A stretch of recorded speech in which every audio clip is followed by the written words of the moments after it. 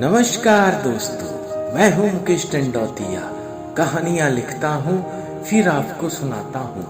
आज मैं एक कहानी लेकर आया हूं जिसका शीर्षक है जख्मी ममता। अरे आप अभी तक तैयार नहीं हुए, देर हो जाएगी। आपको मालूम है ना 10 बजे बस छूट जाएगी। हमें 9:30 बजे बस अड्डे पहुंच जाना चाहिए और आप हो कि इतनी देर लगा रहे हो। अरे हो रहा हूँ, इतनी जल्दी क्या है, हम समय पर पहुंच जाएंगे। रागिनी के पति राम ने उसे जवाब दिया।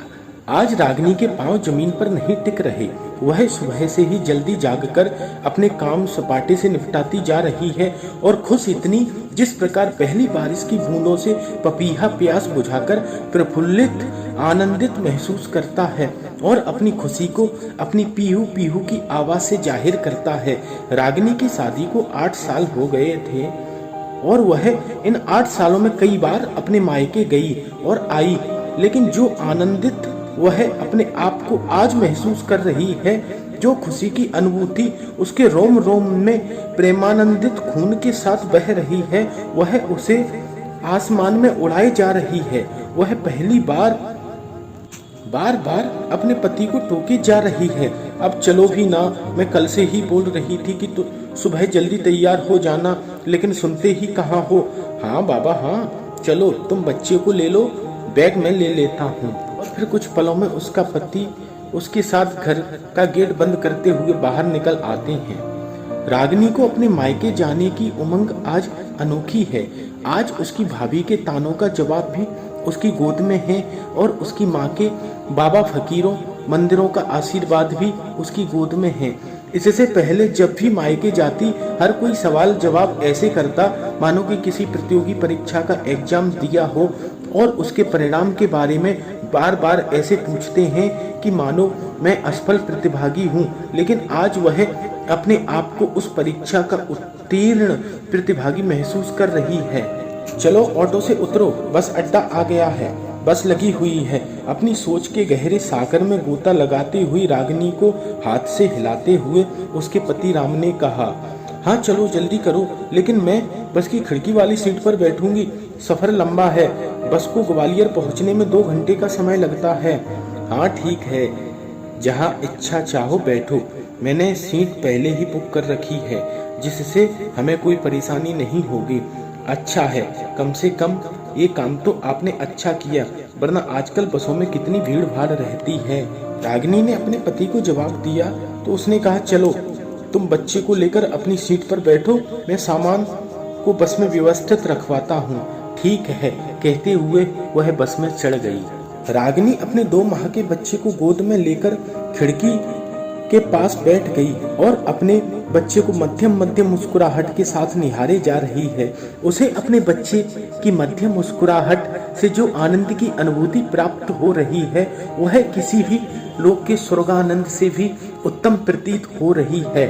इससे ज्यादा आनंद उसे किसी भी क्रीड़ा में नहीं मिला, या ये कहें कि मिल सकता, जो उसे पुत्र रतन प्राप्ति ने दिया है। वह अपने बच्चे को निहारते निहारते अतीत में व्यतीत लम्हों में खोने लगती है। बहू, शादी को 2 साल बीत गए, बच्चा क्यों नहीं कर रही? पड़ोस वाली कलावती जी के बच्चे की शादी के 1 साल बाद ही पोता हो गया। तुम कुछ खुद ही तो नहीं चाह रही हो? नहीं नहीं माँ जी, मैंने कुछ नहीं किया, वो तो पता नहीं क्यों माँ नहीं बन पा रही हूँ। रागिनी ने अपनी माँ को, सासू माँ को जवाब दिया तो उन्होंने उससे कहा, डॉक्टर पर दिखाओ। दिखाया माँ जी, ना मुझ में और ना इनमें कोई कमी है, वो तो बस भगवान के हाथ में है। तो फिर जरूर कोई देवीय प्रकोप हो सकता है। तुझे मैं बाबा के दरबार में ले चलूंगी, वहाँ सबकी झोली भरती है। माँ, आप पढ़ी लिखी होकर किन बाबा फकीरों की बातों में यकीन करती हो? ऐसा कुछ नहीं है, उसने नम्रता से अपनी सासू माँ को जवाब दिया। उन्होंने रागिनी से कहा, नहीं बहू, अगर ईश्वर है तो यह सब भी होता है। फिर तो रागिनी को मानो डॉक्टरों के साथ साथ बाबाओं और मंदिरों में भी स्थायी रूप से चक्कर लगाने पड़े, लेकिन उसकी कोख सूनी की सूनी ही रही। वह भी मन ही मन इस तरह से टूटती जा रही थी मानो साल दर साल अकाल की मार झेलती हुई उपजाऊ जमीन बंजर भूमि में परिवर्तित हो रही हो। जब वह 1 साल पहले अपने मायके ग्वालियर गई थी तो भाभी ने भी किस तरह उस पर ताने कसे थे। क्यों रागिनी, क्या हुआ? तुम्हारी कोख को इसमें कोई पौधा क्यों नहीं पनप पा रहा है? कहीं बंजर भूमि की तरह तो नहीं है जो किसी काम की नहीं? भाभी, जैसा आप समझें, मातृत्व सुख की अनुभूति शायद ईश्वर ने मेरे नसीब में न लिखी हो। अब मेरी कोख को आप बंजर भूमि कह लें या मुझे बांझ। उसने अपनी भाभी को बड़ी ही शालीनता से जवाब दिया तो उन्होंने कहा, अरे तुम तो बुरा मान गई, मैं तो बस यूं ही कह रही थी। भाभी के ताने ताने नहीं थे, बल्कि एक औरत के औरतत्व के अस्तित्व पर कड़वा प्रश्न चिन्ह था, क्योंकि एक औरत का अस्तित्व तभी पूर्ण होता है जब वह पति को साथ साथ माँ बन जाए। पत्नी बनने का और माँ बनने का उसे सौभाग्य मिल जाए। भाभी का क्या, वो अकेली नहीं थी। ससुराल हो या मायका, समाज में जब भी किसी से मिलती या किसी नारी जाति से सामना होता, उसके होठों पर हाल चाल के साथ माँ बनने का प्रश्न बोनस में चिपका दिया जाता। माँ माँ भी दबी जुबान में कह ही देती, बेटा डॉक्टरों को दिखाने से काम नहीं चलेगा, पूजा पाठ भी उतना ही जरूरी है। ये ले, माता का कलावा है, इसे बांध ले। माँ, ये सब क्या है? अरे बेटा, शायद माँ का आशीर्वाद लग जाए और तू माँ बन जाए। माँ, मेरे नसीब में माँ बनना अगर लिखा है तो बन जाऊंगी, और ये सब पूजा पाठ के लिए तो मेरी सासू माँ ही काफी थी। अब आप भी। उसने बड़ी ही शालीनता से अपनी माँ से भी कहा। हर बार का यही हाल था। साथ ही सहेली के 2-2 बच्चे हो गए, लेकिन शादी के 7 साल में भी उसकी कोख सोनी की सोनी ही है। जब भी वह मायके आती तो भाभी के ताने और माँ की नसीहत लेकर जाती, किंतु आज उसके पास सभी के सवालों पर विराम लगाने वाली कलम है। अब न किसी के ताने हैं और न नसीहत। जैसे ही बस जोरदार झटके के साथ रुकती है, वैसे ही एकाएक रानी भूतकाल के से निकलकर वर्तमान में आकर अटकती है। क्या हुआ जी, बस अचानक क्यों रुक गई? उसने अपने पति के कंधे पर हाथ रखते हुए कहा तो उसके पति ने जवाब दिया, लगता है कोई आंदोलनकारी हैं जिन्होंने बस को रोका है और आंदोलन कर रहे हैं, या कहीं कोई दंगा फसाद हुआ प्रतीत लगता है। ये बाहर तो बहुत भीड़ है, लोग हाथों में लाठी डंडे लिए हुए हैं। रागिनी ने बाहर देखते हुए अपने पति से कहा तो रागिनी बस की खिड़की के बाहर झांकने लगी और उपद्रव भीड़ को देखकर उसने अपने बच्चे को गोद से उठाकर सीने से लगा लिया कि तभी बाहर से एक गुंबदाकार छोटा सा पत्थर वायु के वेग से भी तेज गति से उसके सीने से चिपके 2 माह के बालक के सिर पर टकराकर पैरों में जा गिरा कि पल भर में ही उसे अपने हाथों के साथ साथ अपनी कोख खून से लथपथ हुई प्रतीत हुई। उसकी नजर अपने बच्चे पर डाली तो न उसके चेहरे पर रोने की किलकारी प्रतीत हुई और न हंसने की मुस्कुराहट।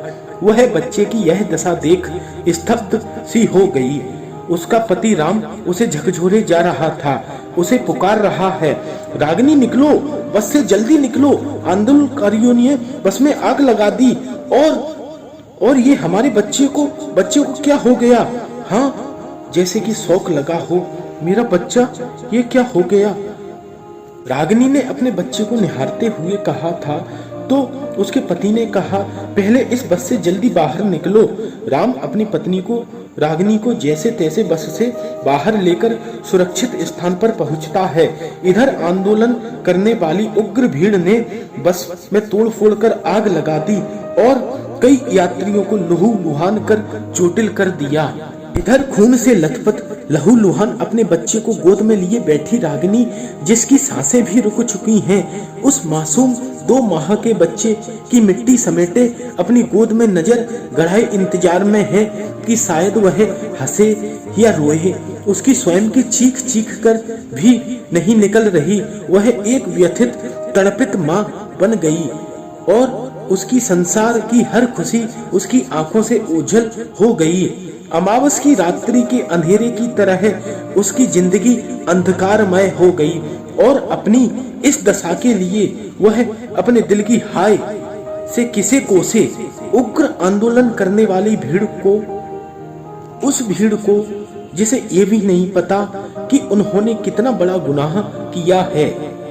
या सरकार को, जिसकी असफल रणनीतियों और जातिवादी वोट बैंकों के नाम पर इस प्रकार के उग्र आंदोलन होते हैं, या अपने देश के इस लचीले संविधान को, जो इस प्रकार के हिंसक आंदोलनों को इजाजत तो नहीं देता किंतु रोकने में असफल है, उस व्यथित तड़पित माँ की हाय किसको लगेगी, जिसकी ममता आज जख्मी हो गई है। जख्मी ममता, जख्मी ममता। दोस्तों, ये मेरे स्वयं के द्वारा लिखी हुई कहानी है। इसका किसी भी जाति, धर्म, संप्रदाय या सरकार से कोई संबंध नहीं है। अगर मेरी कहानी आपको अच्छी लगी हो तो मेरा चैनल लाइक करें, सब्सक्राइब करें। बहुत जल्द मिलूंगा एक नई कहानी के साथ। तब तक के लिए धन्यवाद।